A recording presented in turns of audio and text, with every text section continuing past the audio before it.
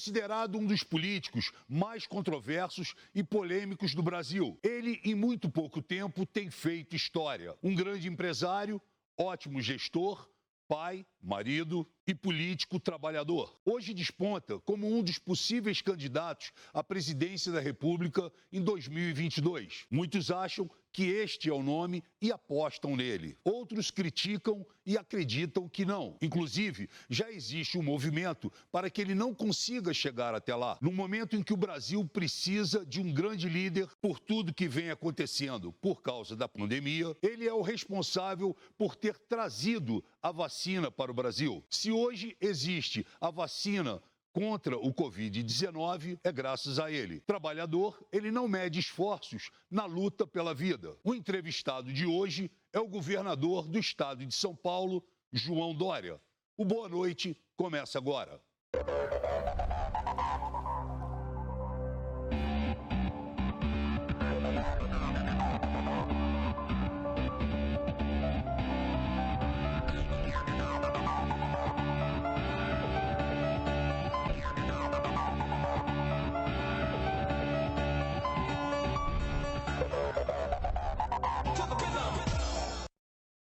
João, muito boa noite. Boa noite, Frota. João, governador, como é que eu devo tratar você? Como você preferir. Então vou de João. Boa. Muito obrigado pela presença, principalmente estando aqui na estreia, na reestreia, na verdade, do Boa Noite. Essa é a terceira temporada desse programa. Estamos ao vivo em todas as plataformas, YouTube, Facebook, Twitter, Instagram e também em todas as emissoras que compõem aqui a Rede Brasil de televisão.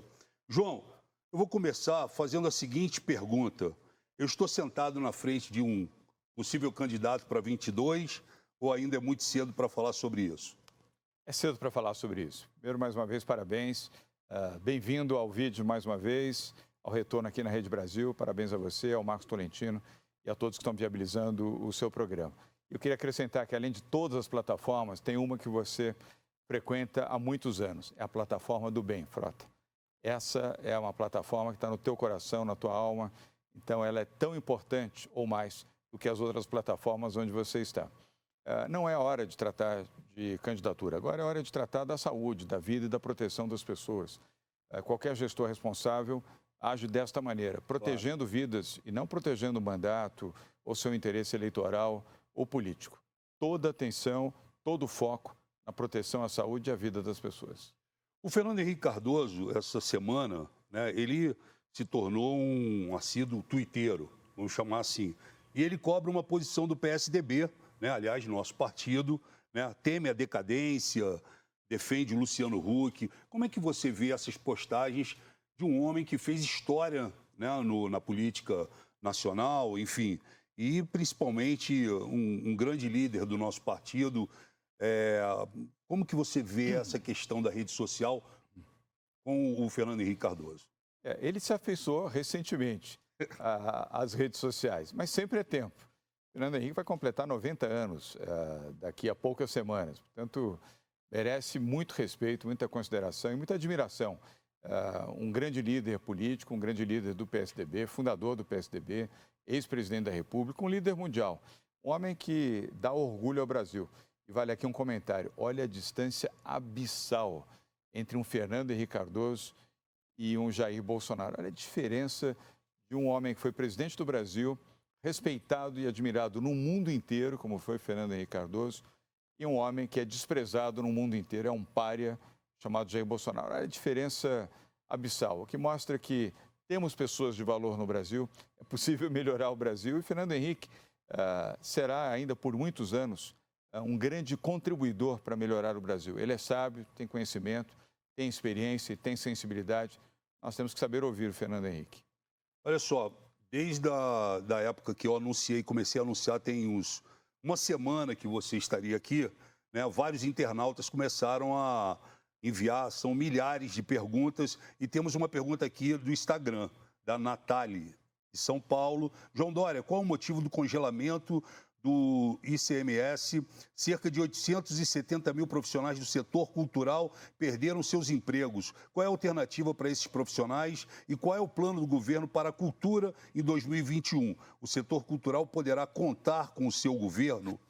Nathalie, já conta. Nós temos um grande secretário de Cultura, Frota, que você conhece, que é o Sérgio Saleitão, que foi ministro da Cultura no governo Temer, um bom ministro, porque também há ministros que dá vontade de esquecer, de vários governos, mas não é o caso do Sérgio Saleitão, que foi um brilhante ministro do governo Temer e que vem realizando um excelente trabalho à frente da Secretaria de Cultura do Estado de São Paulo. Nós temos o PROAC, que é um programa de apoio à cultura em São Paulo, vem funcionando muito bem, inclusive com uma boa destinação de recursos e um trabalho competente articulado pelo Sérgio, não só com recursos do governo do Estado, e sempre apoiamos e sempre apoiaremos a cultura. A cultura é parte da história, da tradição, da força, né? E da democracia de um país, de um Estado, de uma região e de uma cidade. Então, São Paulo respeita a cultura como respeita o meio ambiente também. E aqui também temos uma outra vantagem, que é uma boa relação com o setor privado. Sim. Então, nós somos bons captadores de investimentos diretos do setor privado na cultura de São Paulo. E o Sérgio fez uma coisa maravilhosa, para concluir, que foi transformar a cultura na cultura digital. Neste longo e triste período da pandemia, viabilizou várias manifestações, apresentações musicais, de dança, de teatro, de interpretação, através da mídia digital. Isso permitiu a sobrevida com alguma dignidade de vários dos profissionais que atuam nas artes em São Paulo. Então, aqui nós estamos felizes com o trabalho do Sérgio Saleitão e felizes também por respeitar a cultura. Até porque a cultura, nesse governo, ela ficou extremamente esquecida. Não só a cultura, como o esporte. O governo federal transformou os dois ministérios numa secretaria, né? E tivemos aí a passagem de diversos secretários, Osmar Terra, Henrique Pires, Ricardo Braga, Roberto Alvim, Regina Duarte, e nada deu certo até agora. Com essa pandemia, a cultura ficou estrangulada no país, né? E eu realmente sei do trabalho que o Sérgio Saleitão faz, sei do seu trabalho também. Essa semana, inclusive, eu li, saiu nas redes sociais, enfim, um investimento que vocês estão fazendo de quase 125 milhões, que também é voltado à cultura. Realmente o país ele atravessa um momento muito difícil no teatro, no audiovisual, artistas que não têm o que fazer, né? Pararam seus trabalhos, suas peças de teatro e passando realmente por um problema muito sério devido à pandemia. Então, eu acho que é o momento da gente, né, se juntar e os governos, como o seu também, procurar justamente atender a cultura, que a cultura ela é extremamente importante. Ela é a base da democracia. O país que não respeita a cultura não respeita a democracia, porque a democracia se faz também pela sua história, o respeito pela história, a observância do contraditório. E a cultura traz isso, a riqueza do contraditório e da manifestação popular. Aqui, repito, nós respeitamos muito a cultura e apoiamos de todas as formas possíveis para que ela sobreviva a esse período da pandemia e pós-pandemia que ela volte a brilhar com uma dimensão ainda maior. Claro. E vai voltar. Eu estava falando aqui no início com você sobre o Twitter, né, e sobre o Fernando Henrique Cardoso. As redes sociais elas se tornaram um processo quase que de linchamento, né, virtual. Você passa muito por isso, eu e diversas outras pessoas, tanto o Twitter como o Facebook, enfim. O que você vê, como é que você vê essa agressividade nas redes sociais e o que você acha, qual é o futuro que nós teremos com tudo isso que vem acontecendo no país voltado às redes sociais? Frota, eu vejo com tristeza. As redes sociais não estão sendo utilizadas para construir, somar, agregar, pacificar, atender, proteger e ajudar. Estão sendo utilizadas majoritariamente para prejudicar, emparedar, ameaçar, confrontar. É tudo aquilo que nós não esperaríamos de uma mídia inovadora, digital e moderna como essa. Mas você, como eu, e certamente muitos que nos acompanham aqui, sabem qual é a origem disso. Quem tem um gabinete do ódio no próprio Palácio do Planalto, no quarto andar da sede do governo federal, produzindo fake news e notícias mentirosas, agressivas, intimidadoras, isso acaba, infelizmente, estimulando outras pessoas a seguirem o mesmo caminho. É tempo limitado, a meu ver. Você sofre com isso? Quando eu você sofro, tá sozinho, minha família assim... sofre e vários outros sofrem também. Todas as pessoas que estão ao lado do bem, da verdade, da democracia, dos direitos, da liberdade, do comportamento adequado na proteção à saúde e à vida diante da pandemia estão sofrendo. Eu conheço médicos que recebem ameaças diariamente, porque se manifestam contra a cloroquina e a favor da vacina. Se manifestam pela quarentena, pelo distanciamento social, pelo uso de máscara e são atacados por conta disso. É um absurdo você ver um médico defendendo a saúde e a vida sendo atacado pelas redes sociais, por aqueles que não defendem a vida, nem a ciência e muito menos a saúde das pessoas. Olha só, a retomada da economia em 2021 ela será lenta. Você acha que depende da vacina em massa? Como é que você está vendo esse momento? Você que é uma pessoa que trouxe a vacina para o país, as pessoas podem falar o que quiser, né, podem criticar, mas se tem uma pessoa responsável por ter trazido, né, antecipadamente, né, a ideia da vacina, a vacina para salvar vidas, foi você, independente de qualquer coisa. E aí a retomada da economia, ela se mostra lenta. Eu queria que você falasse um pouco sobre isso e colocasse a vacina nessa questão. Prota, primeiro, obrigado pelas referências. Nem todo mundo reconhece isso. Foi um esforço enorme, um enfrentamento gigantesco para poder trazer a vacina do Butantan, que de cada 10 pessoas vacinadas no Brasil hoje, 9 são vacinadas com a vacina do Butantan. Se não tivéssemos feito esse esforço e esse enfrentamento para termos a vacina, o Brasil hoje não teria vacina. Essa é a realidade. E a vacina é muito importante para a retomada da economia. Você tem razão nessa sua afirmação. Quanto mais vacinas, mais rapidamente vacinarmos, mais rapidamente retomaremos a economia. Então, este ano vai ser um ano de crescimento moderado da economia brasileira. São Paulo, aliás, vai crescer mais do que a economia do Brasil, porque tem um bom time, tem o Henrique Meirelles à frente do setor econômico do Estado, e tem a força e a pujança de São Paulo. Isso ajuda o Brasil. De certa maneira, bom para São Paulo, mas é bom para o Brasil também. Já 2022, com o Brasil imunizado, com a vacina do Butantan e espero com outras vacinas também, aí sim nós teremos um crescimento, estima-se, acelerado da economia brasileira e com a geração de mais empregos, riqueza e a volta à normalidade. Portanto, um ano difícil ainda em 21 e um ano, espero, de celebração em 22. Falando nas vacinas, João, eu acompanhei bem de perto, né? Tenho ido ao Palácio algumas vezes e vi a luta do Instituto Butantan, a sua luta e de todo aquele conselho de cientistas, enfim, para conseguir, né, que a Anvisa, né, autorizasse a vacinação e principalmente o uso emergencial da vacina. Eu não vi acontecer isso agora na Sputnik, né? Ou seja, foram dias e dias, horas e horas trabalhando, entregando documentos, né, solicitando reuniões, etc. e tal. E, de repente, a Sputnik, que eu acho que tem que entrar também, né, ela pulou uma etapa, vamos dizer assim. A Anvisa passou a entender, mas não entendeu naquele momento em que vocês estavam pleiteando, né, a vacinação emergencial. Por quê? Essa é uma boa pergunta. Será que a pandemia ficou pior agora? A mesma pandemia que já levou a óbito 232 mil brasileiros, ela não começou agora, nem ontem, nem na semana passada, nem no mês passado.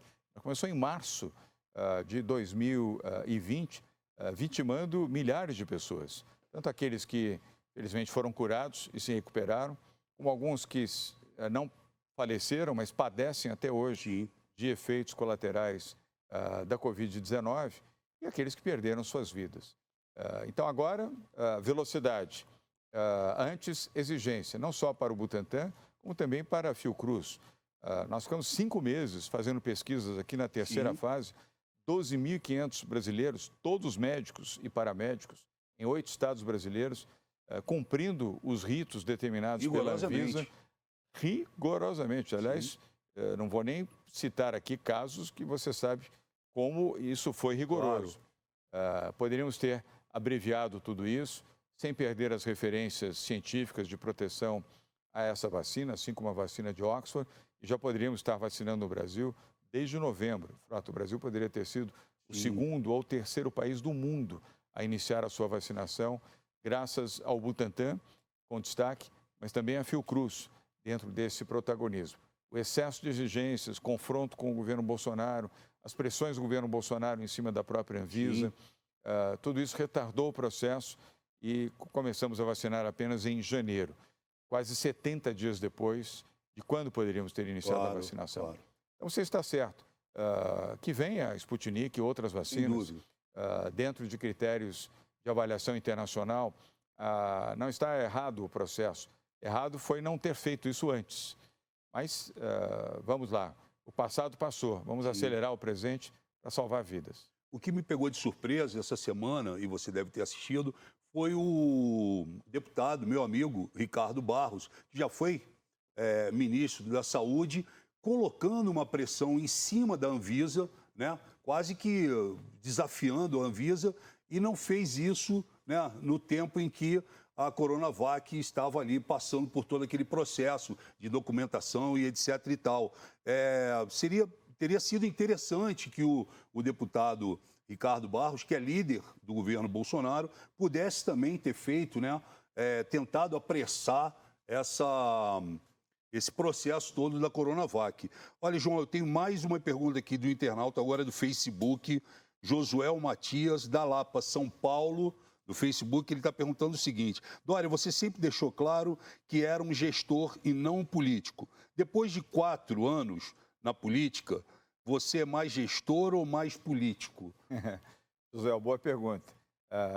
Tanto gestor quanto político. Evidentemente, quase completando 4 anos, entre 1 ano e meio como prefeito da capital de São Paulo e 2 anos e 1 mês como governador de São Paulo, são 3 anos e 6 meses, 3 anos e 7 meses. Agora eu sou tanto bom gestor como tento ser um bom político. E essa mescla tem sido útil, Josué, e digo a você também, Frota, porque eu não tiro de mim a minha alma privada, claro. A visão pragmática, objetiva, de tomar decisões, de escolher um caminho, de ter coragem de fazer a opção, mesmo correndo riscos sobre ela, mas também a têmpera da política, que é do diálogo, é do entendimento, da busca da maioria. Essa é a boa lição da política, da boa política. Claro. Dialogar, conversar é sempre saudável, isso é democrático, mas tomar decisões também. E muitas vezes a má política não toma decisões, ela espera que as decisões surjam naturalmente. Eu aprendi no setor privado que os grandes líderes se forjam quando tomam decisões e assumem riscos. Isso aí. Olha só, essa aqui foi uma campanha que eu lancei semana passada em Brasília, né? Que é a seguinte: tome vacina, não mata, não dói e você não vira jacaré. Boa. Você não vira jacaré, tá aqui. Né? Você vive mais. Você não vive jacaré. Você acha que alguém ia virar jacaré? Não, né, João? Não. Você não pensa assim também. Tem um senhor lá em cima que acredita nessas coisas, né? Mas... Olha só, hoje pela manhã, o governador João Dória esteve no estádio do Pacaembu, aqui em São Paulo, e como ele próprio relatou nas suas redes sociais, foi um dos momentos mais emocionantes nesses últimos anos, nesses últimos momentos, né, que a pandemia vem causando esse caos no país. E nós estávamos lá e gravamos aí algumas imagens. Vamos assistir.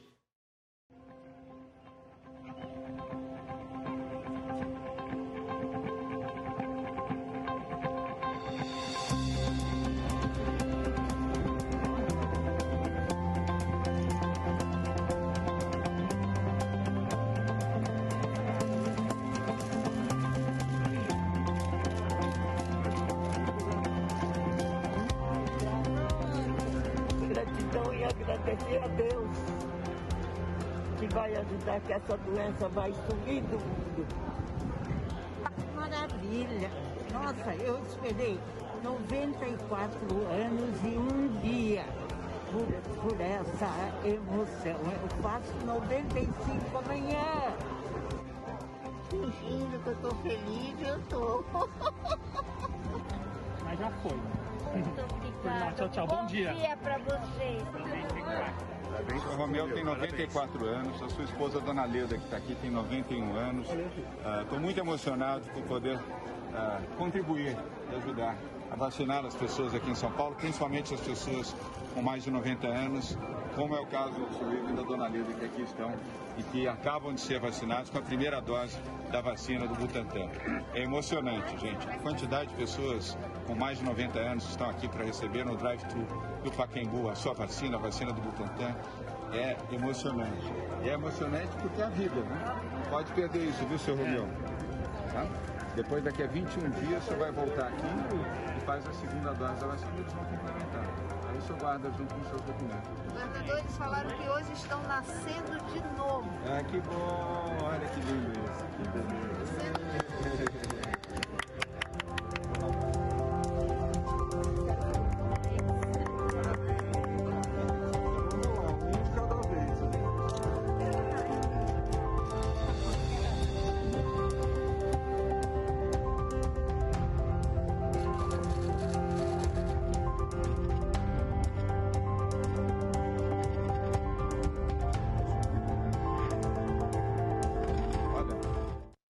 Sensacional. Emocionante. Emocionante. Realmente. Frota, aqui vale aquela expressão, valeu. Né? Valeu. Eu fiquei sensibilizado. São pessoas, você viu, senhoras, senhores, 90, 91, 92, 93, 94, mas a senhora vai fazer 95 anos amanhã. É muita emoção. Eu lembrei da minha avó, dos meus avós, do meu pai, da minha mãe, que não estão mais aqui. Fiquei tocado. Eu imagino. Agora você está emocionado. Eu imagino lá naquele momento também. Aliás, quero te dar os parabéns, independente de qualquer coisa, pela sua coragem, né? Pela maneira como você encara esse desafio. Eu sei que não é fácil, é contra uma série de forças, contra o sistema, né? E você vem vencendo uma guerra que realmente nós contamos com pouquíssimas pessoas nesse momento, né? Obrigado, quando a gente entende que nós temos aí uma parte de uma sociedade ideológica, né, negacionista, que hoje procura, né, o tempo todo desmerecer o trabalho daqueles que realmente estão fazendo. Então, meus parabéns para você, Obrigado. que você continue nessa luta aí, nessa guerra, porque eu sei que isso é só o início. Obrigado, Frota. E a minha homenagem também, se você me permite, Claro. aos profissionais da saúde, Sem a dúvida. turma da linha de frente, médicos, paramédicos, enfermeiros, eles nos emocionam. Frota, todos eles estão na linha de frente desde março do ano passado. Sim. A maioria dos médicos, enfermeiros, não tirou férias. A maioria está trabalhando 12, 14, há médicos trabalhando 16 horas por dia, salvando vidas e ainda se expondo, porque são os mais expostos. Por isso que a vacinação começou com eles. Então, aproveito aqui para deixar minha homenagem a essa linha de frente, a esses heróis brasileiros de branco. João, eu queria voltar um pouquinho no PSDB. Tá? Claro. O PSDB, nós tivemos agora uma votação que lançou o Arthur Lira, né, como o presidente da Câmara dos Deputados Federais. Você viu, né, o país inteiro acompanhou todo aquele processo. Em que momento nós estamos com o PSDB? Como que o PSDB está se posicionando hoje em dia? Eu quero ouvir de você. Eu tenho a minha opinião sobre isso, mas como que você está vendo o PSDB? E quero que você emende já, que eu já soube que o Rodrigo Maia esteve contigo, né, esse final de semana e, pelo que eu li, você abriu as portas do PSDB para ele. Então, eu queria que você falasse um pouco do PSDB e desse convite que você fez ao Rodrigo Maia, que ainda é do DEM. Começo pelo Rodrigo Maia. Rodrigo Perfeito. Esteve comigo no último domingo, justamente com o Rodrigo Garcia, vice-governador do estado de São Paulo, e ambos fundadores do DEM. E ambos vão sair do DEM. Me testemunharam de maneira cabal e definitiva e vão se desligar do DEM. Sabia do Maia, do Rodrigo, estou sabendo... Os dois.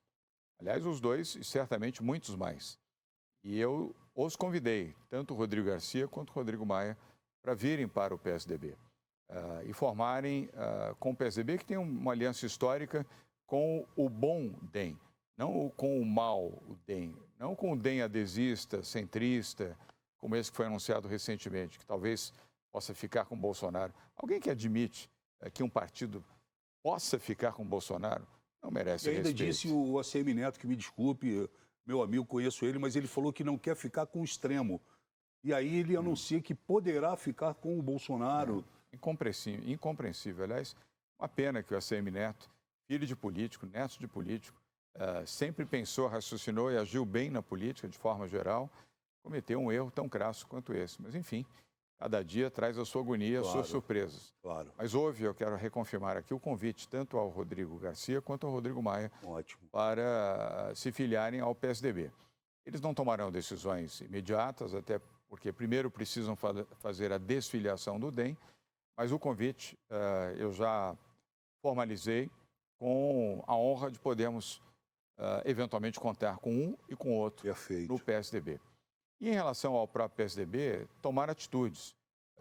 Já o PSDB não pode continuar sendo um partido que não tem posição, ou quando é solicitado a ter posição, divide-se entre a boa posição e a má posição. Sim. Só há uma posição para um partido, é a posição do bem, do povo, da democracia, da liberdade, da lisura e da transparência.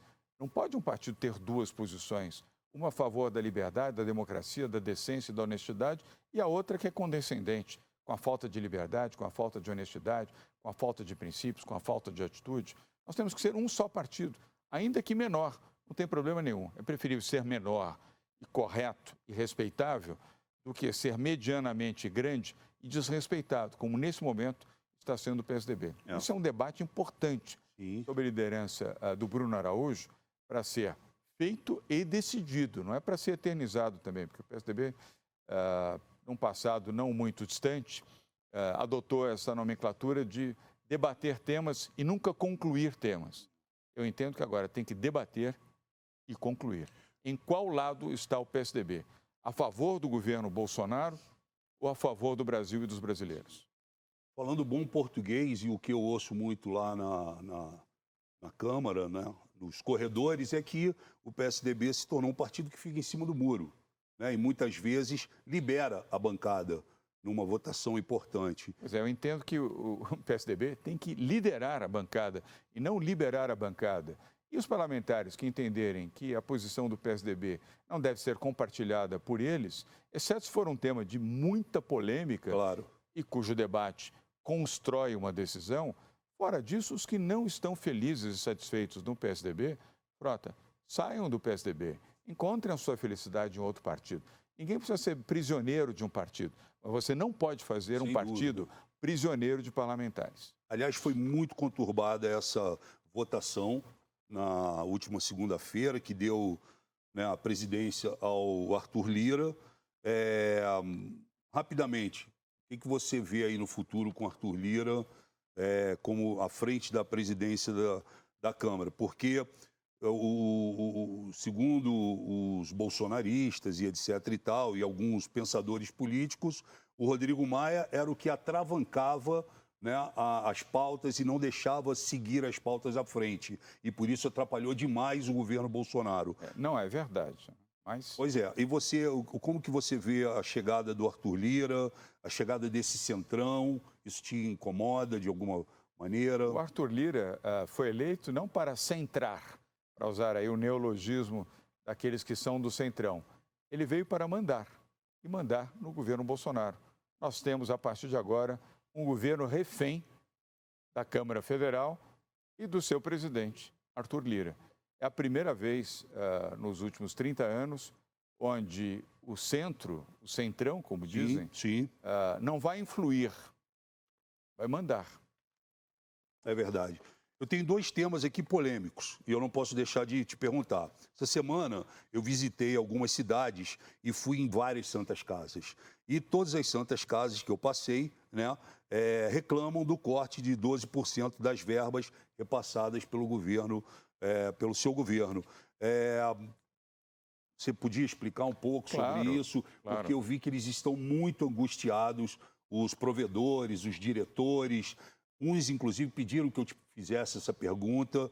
Então, está feita a pergunta e eu gostaria que você, por gentileza, respondesse para a gente. Frota, é natural a preocupação, não de todos, mas de alguns gestores, provedores de santas casas. Nós estamos readequando o orçamento e não cortando o orçamento. Mas eles se preocupam e é natural em que esta readequação não signifique redução de verbas e redução dos valores estimados para as santas casas. Portanto, não só estão no seu direito, como devem, evidentemente, ponderar, observar, reclamar, para que isso não aconteça. E não vai acontecer. O governo do Estado de São Paulo tenha consciência de que aqueles gestores, provedores de santas casas que administram bem as unidades de santas casas têm que ser prestigiados, apoiados e mantidos os seus orçamentos.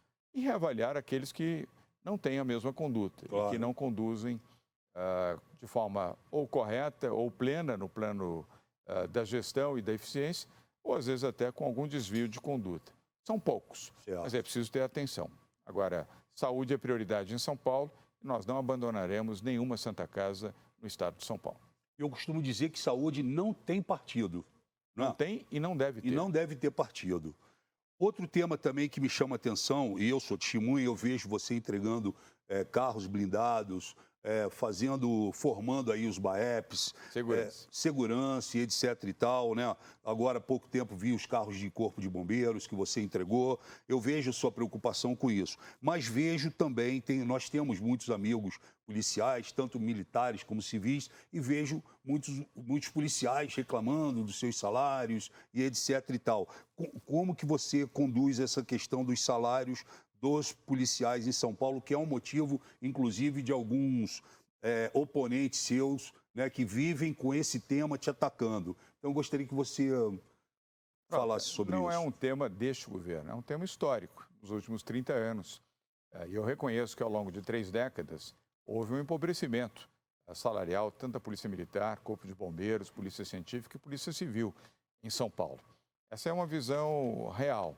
Mas imaginar que você vá corrigir, ainda mais diante de uma pandemia que vitimou a economia brasileira e o orçamento do Estado de São Paulo, assim como de todos os demais estados do país, que você possa corrigir esta questão diante de uma circunstância como essa. É reconhecer e encontrar caminhos, e caminhos que possam permitir, quando possível, a recomposição salarial. Isso terá que ser feito gradualmente. Não há milagre, não há uma situação transformadora para a Polícia Civil e Militar da noite para o dia. Nós já fizemos, no ano 2019, melhoramos a condição salarial da Polícia Civil, Polícia Científica, Polícia Militar e Corpo de Bombeiros. E equipamentos, foram os 2 anos com mais equipamentos da Polícia Militar, Polícia Civil da história.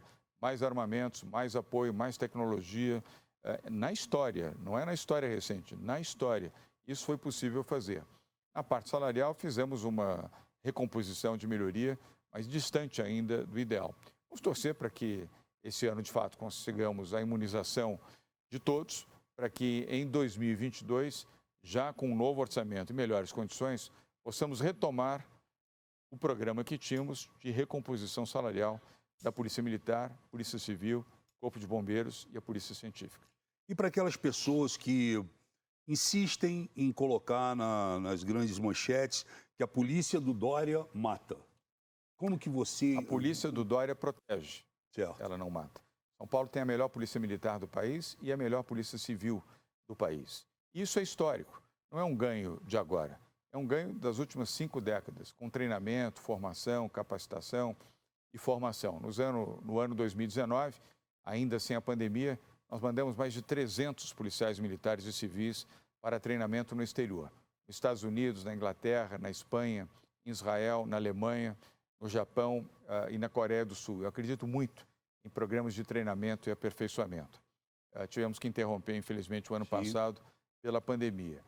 Vamos reiniciar em 2022, torcendo para que não tenhamos mais a pandemia, nem no Brasil, nem em nenhuma outra parte do mundo. E treinamos muito. Aliás, pela primeira vez, nós, no ano passado, mesmo com a pandemia, retreinamos 80 mil policiais militares nos meses de junho e julho, em todo o estado de São Paulo, para o aprimoramento de conduta, a observância dos protocolos da polícia, o sentimento do uso progressivo da força, do uso de novas tecnologias, inclusive na Polícia Militar de São Paulo. São Paulo não tinha polícia de drone. Hoje tem a Dronepol, com mais de 150 drones de última geração, contribuindo no policiamento da cidade e do campo aqui em São Paulo. Temos uma unidade cibernética da Polícia Civil. Não tínhamos. Hoje é a maior e melhor polícia cibernética da América Latina, elogiada até pela Polícia Cibernética americana, inclusive pelo FBI. E foi implantada agora no nosso governo. E elementos de tecnologia como o olho vivo, que é o body cam, são as câmeras Já vi, pessoais. inclusive. O Brasil e São Paulo é o primeiro local do Brasil e o primeiro da América Latina a utilizar as bodycams. São mais de 5.000 bodycams com transmissão ao vivo, levando aqui quase um pin que vai no uniforme dos policiais. Isso exigiu muito treinamento para que eles soubessem utilizar e compreendessem a importância das câmeras de bodycam, as câmeras corporais, chamadas olho vivo, para a proteção deles próprios e também para a melhoria da eficiência das ações, porque o comando da Polícia Militar, à distância, consegue olhar como se estivesse ali presente no local, seja com a presença de 1, 2 policiais, ou de uma tropa, ou de um batalhão. Entre outras medidas, foram essas. Agora temos a renovação da frota de helicópteros, já temos a maior frota de helicópteros, são 27 unidades do país. Que eu vi. Carros blindados, 1.500 carros blindados. Primeira polícia a ter automóvel blindado no Brasil sem também. dúvida. Polícia Militar e agora a Polícia Civil. A Polícia Militar já tem 1.500 automóveis. Agora tem mais 1.500 da Polícia Civil. Que começam a chegar agora, no próximo mês de maio. E vamos seguir tendo mais veículos blindados ao longo dos anos. E outras tecnologias também para melhorar a chamada polícia científica, que é aquela que previne o crime, Frota, e evita que o crime aconteça. Com isso, você preserva vidas dos policiais, da população e do próprio bandido. Antes dele cometer o crime, vai preso. Perfeito. João, eu recebo aqui muitos livros na internet que os autores pedem que eu divulgue. Vou divulgar um livro do Lobão, Guia Politicamente Incorreto dos anos 80 pelo rock. Está aqui o livro do Lobão. Gosto dele. Uma década, segundo ele, perdida, trash e cafona, mas de muita criatividade. Está aqui o Lobão, que vai ser entrevistado em breve. Tem também do Denilson Monteiro, a biografia do velho guerreiro, Chacrinha. Chacrinha, que foi gostava muito dele. Meu padrinho, gostava muito dele também. Gosto muito dos filhos. Tá aqui, Leleco. Do Leleco, principalmente. A Luz que Não Se Apaga, de Carlos Alberto de Nóbrega, outro craque do nosso humor. Grande Carlos Alberto de Nóbrega. Dele e gostava do pai. E também tem um aqui incrível, do Onyx Lorenzoni, A Máfia da Estrela, Ascensão e Queda no Império Petista. Está aqui. Eu espero que ele escreva o segundo. Não fala o título. Não vou falar o título. Mas eu espero que ele escreva o segundo. O título você já sabe. João, em casa você trabalha, assiste televisão, fica com os filhos. O que você faz em casa? Porque as pessoas estão acostumadas a te ver o tempo todo assim. Como que é o João em casa? Eu sei que você joga bola, né? Tem um futebol que você faz com os amigos, enfim, segundas-feiras. Fazia, né? Fazia. Antes da pandemia, fazia. Sim. Aos finais de semana. Eu amo futebol, gosto muito de jogar bola. Você é santista? Sou santista e eu gosto tanto de futebol que tem um campo de futebol em casa. Tá. E aí reúne os amigos? Comprei o vizinho para fazer um campo de futebol. E gosto de reunir os amigos em torno da pelada. Mas com a pandemia, evidentemente, isso não é possível. Mas acompanho os jogos do Santos pela televisão. Fiquei triste com a derrota para o Palmeiras e também triste com a derrota do Palmeiras agora no Mundial para o México, o time mexicano. Agora, eu tenho pouco tempo em casa, porque eu trabalho em média 16, 17 horas por dia. Eu sempre gostei muito de trabalhar. Você me conhece antes da política e eu conheço você antes da política também. Eu já era assim, não me tornei assim. Então, eu tenho pouco tempo de convívio em casa com a Bia, minha esposa, e com os meus filhos, Felipe, Carolina e Johnny. Quando estamos juntos, convivemos com intensidade. Nos gostamos, nos amamos e nos respeitamos. E o pouco tempo que sobra, eu, sobretudo agora na pandemia, gosto de ver filmes e séries com a Bia. A Bia seleciona, então quando eu chego em casa, ela já deixa no ponto algumas séries, alguns filmes que nós assistimos em casa, às vezes com os nossos filhos também. Claro, claro. Vamos falar de educação um pouquinho, a educação do nosso Brasil. Qual seria o primeiro passo para que o povo brasileiro definitivamente entenda a importância, a grandiosidade da educação no nosso país, que anda de um jeito meio que, né, vamos dizer assim, estranho com esses dois últimos ministros que nós temos aí? Aliás, você sabe o nome do atual ministro da Educação, não? É Milton alguma coisa. Por aí você já percebe a importância dele, né? Mas, enfim, sem desrespeitá-lo, mas é inacreditável o que esse governo faz com a educação, um desprezo absoluto com a educação. Aqui em São Paulo, nós temos um grande ex-ministro da Educação, Rocieli Soares, Sim. cumprindo um papel formidável de líder nesta área da educação. São Paulo voltou à liderança do IDEB. Nós tínhamos perdido, nos últimos 7 anos, a liderança do IDEB, que é o fator que indica, é o índice que indica a qualidade do ensino no estado de São Paulo. Hoje nós lideramos novamente o IDEB. Em menos de 2 anos, conseguimos recuperar uma posição que historicamente foi de São Paulo. É nosso dever, a nossa obrigação, é o estado mais forte e que, com as melhores condições econômicas. Por óbvio, o objetivo é apoiar corretamente a educação e manter uma boa relação, se possível, também com professores, com sindicatos, manter o diálogo, mesmo na diversidade e mesmo nas controvérsias, manter o diálogo sempre aberto e priorizar a educação. Foi o que fizemos. No dia 8 de fevereiro, as aulas foram reiniciadas em São Paulo, proporcionalmente e de forma segura. Foi o primeiro estado a assumir esta decisão para a rede pública de ensino retomar com a proteção aos professores e aos alunos, as cautelas sanitárias, mas retomando o ensino. E o mesmo em relação à decisão, em relação às escolas privadas. Frota, para concluir esse tema, um povo que não tem educação, não tem formação e não tem o Estado priorizando a educação de qualidade, jamais será um povo livre e jamais será um povo em condições de ter a sua autonomia, não só econômica, mas intelectual, moral e de cidadania.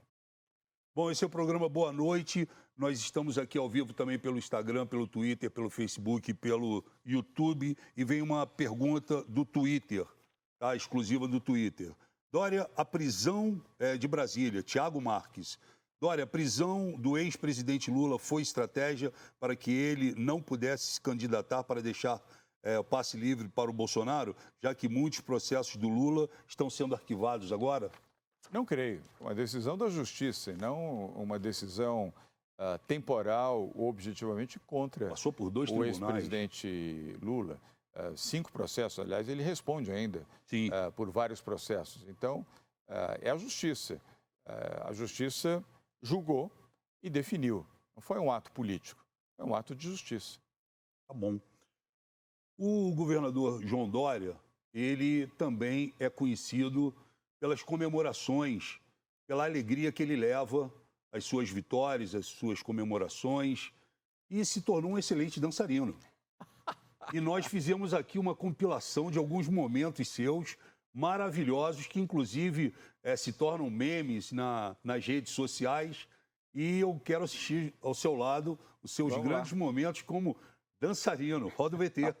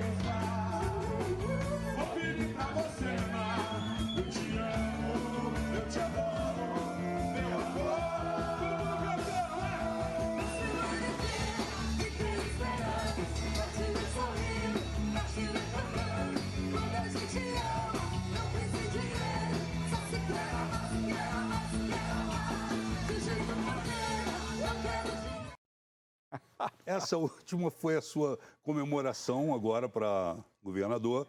Não foi. Essa foi da Não, eu até vou. prefeitura Primeiro, ou não? Foi primeiro uma alegria rever esses momentos com o Ivete Sangalo na Bahia, ali no corredor Da alegria, no corredor da Vitória. Da Vitória.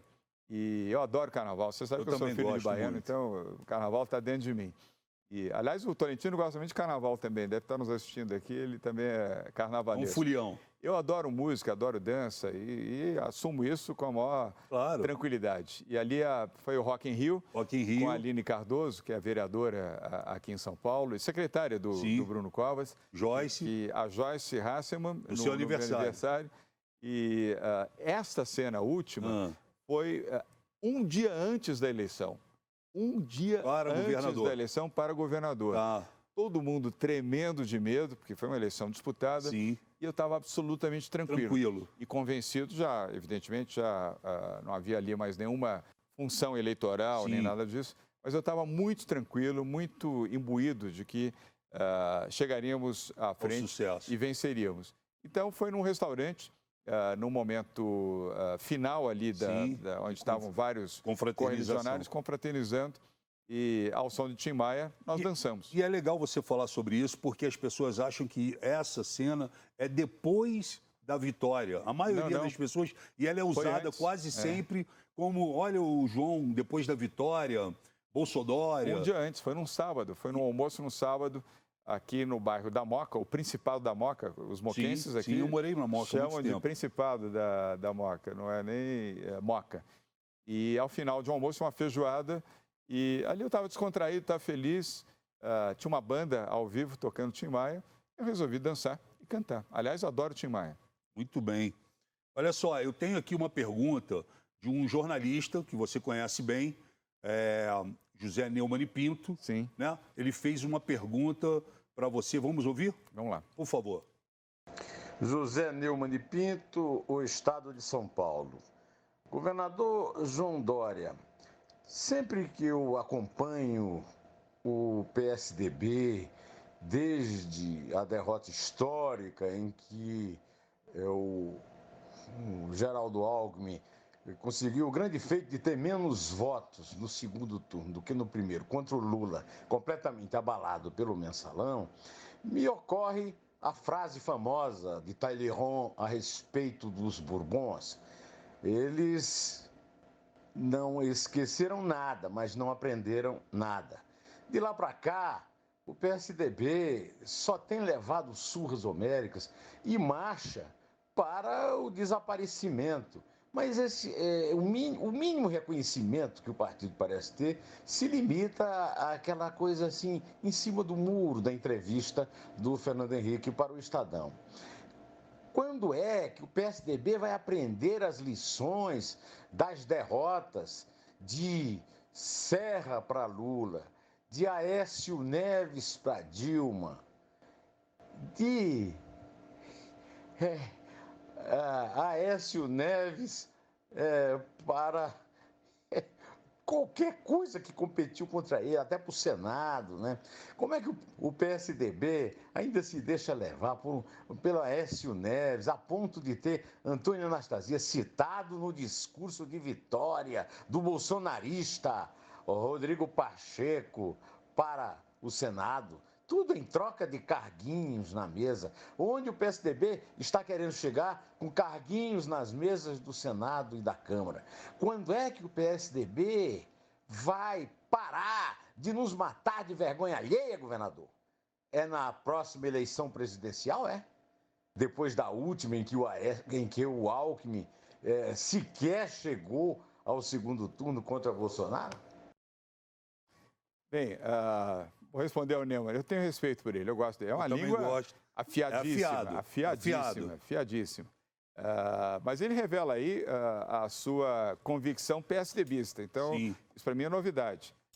Alguém que fala com tanto entusiasmo e com tanta crítica é porque gosta do PSDB, mesmo não sendo filiado ao PSDB. Mas deve ter votado. Provavelmente votou no Geraldo, provavelmente votou no Serra. Mas é um grande jornalista, eu respeito bastante. E um grande escritor também, o Zé Neumann e Pinto. Neumann, o PSDB não foi só derrotas. Eu quero só lembrar que eu tive 2 vitórias aqui em São Paulo em 3 anos. Consecutivas. Derrotei o PT, do Fernando Haddad e do Lula, no primeiro turno, em 2016, para prefeito de São Paulo. Derrotei o PT, o PSB e todos os partidos de esquerda, em 2018, para o governo do Estado de São Paulo. 2 vitórias nos maiores colégios eleitorais do país.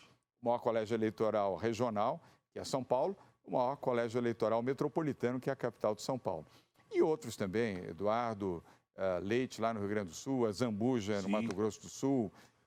Vários prefeitos foram eleitos pelo PSDB, parlamentares, senadores, deputados estaduais, federais, vereadores, vereadoras, prefeitos e prefeitos. Aliás, fizemos mais de 200 prefeitos aqui em São Paulo nas eleições em 2018. Então, não são só as derrotas e as tristezas, também tivemos vitórias e alegrias. Mas temos que melhorar, o Neumann tem razão. Temos que sair do muro, ter posições claras, já comentamos isso logo na abertura do programa, ter opções e ter a capacidade de fazer escolhas e assumir essas escolhas. E nisso eu estou integralmente com o Neumann. Então, Neumann, aguarde que eu acho que nas próximas semanas você vai ter mais boas notícias nesse sentido do que notícias para entristecer e enraivecer você. Muito bem, João, a gente está terminando o nosso programa. As pessoas ficam sempre me perguntando por que... Da maçã verde. Você podia explicar rapidamente a maçã verde? Posso. Eu até cumprimentei, logo que cheguei aqui, o fato de ter visto a maçã aqui. A maçã é um símbolo que nós escolhemos para todos os secretários do Estado de São Paulo, secretários e gestores da administração em São Paulo, todos têm que ter uma maçã à sua mesa. Por quê? A maçã significam duas coisas. Primeiro, nós temos que governar prioritariamente para os mais pobres, para os desvalidos, para aqueles que mais precisam da presença, do apoio do governo. Os que vivem na miséria, na extrema miséria, aqueles que são os mais vulneráveis. Então, a maçã ajuda você a lembrar. Segundo, a maçã tem que representar a criatividade, a capacidade para que você, como gestor, saiba que com trabalho e criatividade, tudo tem solução. Há muitos gestores públicos que dizem, isso não é comigo, não tem como resolver, é impossível resolver. Tudo é possível desde que você queira e você trabalhe. Então, esse é o significado da maçã. Seja ela verde, eu escolhi verde porque o vermelho não é exatamente a minha cor de preferência. Então, preferi que fosse uma maçã verde cultivada aqui no interior do estado de São Paulo. É isso. Muito bom. João, quero imensamente agradecer por você ter feito a estreia aqui do Boa Noite. Mais de 2.000 perguntas de internautas. Agradecer a todos que estão ligados aqui com a gente, aos críticos, porque tem muita gente criticando. Faz parte do jogo. A gente não se importa com isso, mas fico feliz de você ter aceito o meu convite para estar aqui comigo nessa estreia. A canequinha é sua de presente. Obrigado. E que Deus te proteja, independente de qualquer coisa. E vamos lutar. E parabéns por estar salvando tantas vidas no nosso país. Amém. Obrigado, Frota. Obrigado pela caneca também. A vocês todos que nos acompanharam aqui, muito obrigado pela audiência, obrigado pela oportunidade, concordando ou não concordando, grato por terem acompanhado o programa até o seu final. Saúde, vacina e vida. Vacina e vida. A gente volta segunda-feira. Obrigado. Tchau.